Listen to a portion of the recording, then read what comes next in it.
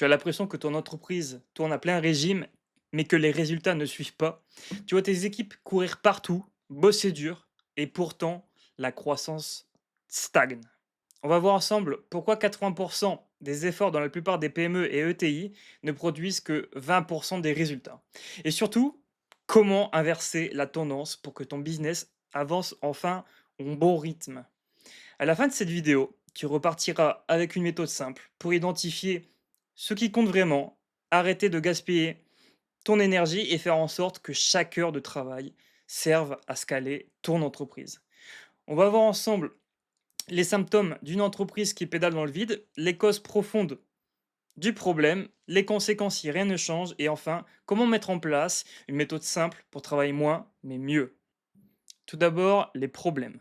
Il faut que tu saches en premier lieu que 20% des efforts égale 80% des résultats. Donc l'objectif ici, ça va être de regarder dans ton quotidien les tâches qui te rapportent le plus au niveau du business. Et si les tâches sont moins utiles pour toi, tu peux à ce moment-là les déléguer à des collaborateurs. On retrouve aussi l'agitation inutile, égale travail perçu, travail utile. Là, en fait, je pense que toi aussi ça t'est arrivé, dans des entreprises, tu vois des collaborateurs qui courent partout dans l'entreprise et on a l'impression que c'est eux qui travaillent le plus. Mais en fait, c'est juste des gens qui ne sont pas organisés et donc ils vont dans un point A, un point B, un point C, au lieu de faire un parcours en fait et ils vont à gauche, à droite. Les gens qui font ça perdent en productivité et en fait, nous, d'un point de vue externe, on a l'impression que pourtant ils font du bon travail. Et ben, c'est pas le cas. Un collaborateur qui s'agite beaucoup, mais mal organisé. Un autre problème, ça va être les objectifs flous.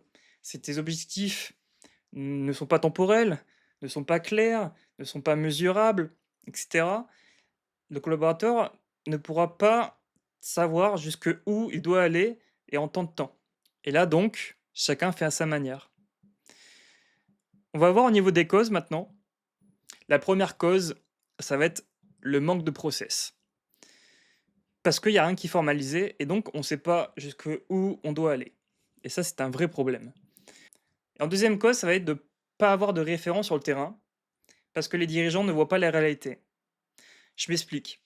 Tes dirigeants, tu vas sur le terrain, tu regardes comment tes collaborateurs, tes opérateurs, tes ouvriers, comment ils bossent. Et en fait, tu te rends compte qu'à chaque fois que tu viens, on dirait que les choses, tout roule. Les gens, ils te parlent bien. Et pourtant, tu tournes le dos, ne serait-ce que 30 secondes.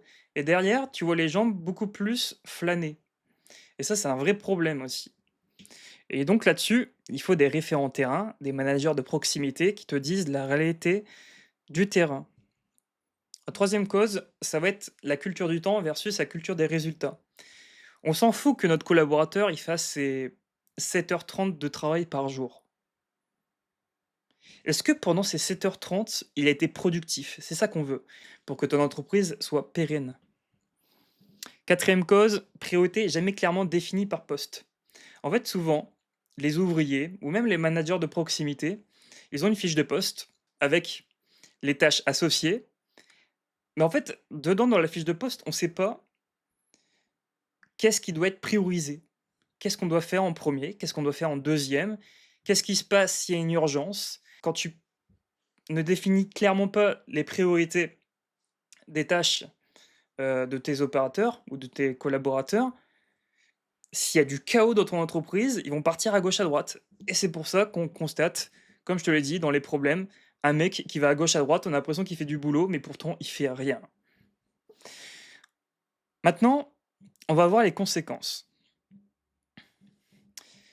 Bien sûr, morale en baisse, frustration entre collègues. Quand tu vois un collègue qui est productif, lui, il a terminé sa journée à 16h, tu en vois un autre, il termine à 18h parce qu'il ne s'est pas concentré sur les tâches les plus importantes de son poste. Deux visions. Je termine à 16h, l'autre il termine à 18h. Là déjà, il y a un problème. Et bien sûr, ça va encourager la frustration parce qu'il va dire: ouais, mais lui, regarde, il a terminé 2 heures avant moi, alors que moi j'ai terminé à 18h. Et ça aussi, pareil, c'est en France la culture de la présence. On préfère que le type il reste jusqu'à 20h parce qu'on se dit: «Ah ben il a resté, 10 heures pendant sa journée dans l'entreprise, ça se voit qu'il a bien travaillé aujourd'hui». Mais non, et ça c'est un mythe qu'il faut détruire. Deuxième conséquence, les gens vont avoir l'impression d'avancer. Comme je te dis, la personne, elle va à gauche, à droite, elle va se dire: «Bah, tiens, je vais, dans un secteur, après je vais dans un autre secteur, ça se voit, je bouge et je fais du travail». Mais en fait, réellement, quand tu calcules leur productivité, leur rythme est beaucoup trop lent parce que tu as pas fait un parcours de dire point A, point B, point C et ça, c'est important à comprendre. Une croissance freinée aussi, forcément, ton équipe, elle est pas efficace et fatigue et démotivation à long terme. Donc sur tes collaborateurs, ils perdent le sens de leur mission, ils sont moins proactifs et sont moins à même aussi d'améliorer la cohésion de ton équipe et ça, c'est un vrai problème. Maintenant les solutions. Comment on peut faire pour améliorer tout ça et vraiment avoir des solutions pérennes pour améliorer ta boîte? On retrouve identifier les tâches à fort impact. Les tâches à fort impact, c'est des tâches qui sont importantes et qui demandent peu de temps à faire ou peu d'investissement. Ça, c'est important de le faire tout de suite ou de les faire dans les prochains jours parce que c'est les tâches qui vont te rapporter le plus. Là, je t'ai dit, l'objectif, c'est toujours de trouver ces 20% de tâches les plus rentables pour ta société qui rapportent 80% des résultats. Processiser les activités clés. Là, les postes qui te rapportent le plus d'argent dans ta société, il faut faire des process, des fiches de poste, des SOP, des job aids. Comme ça, il y a pas de chaos, il y a pas de loupé et bien sûr, ça va permettre aussi de rapporter un maximum de business et un maximum de performance parce que c'est je te rappelle, les postes clés et donc si tu perds ces postes clés, tu as plus rien qui fonctionne dans ton entreprise. En troisième solution, former les équipes à la priorisation, à l'autonomie. Et toujours dans un autre point de vue que je t'avais dit au niveau des conséquences, on veut une culture de résultat et pas une culture du temps.